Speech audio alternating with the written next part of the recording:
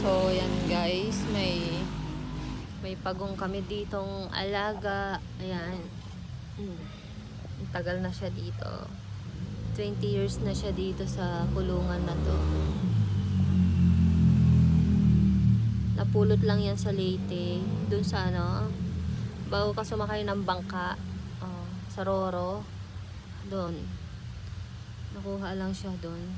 Tapos inuwi na siya dito sa Cavite. Andito na siya ngayon sa Cavite, guys. Yan.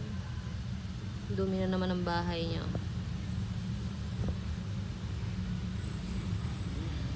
Dito siya nakatira. Yan siya. Pangalan niya ay Circle. Circle. Circle.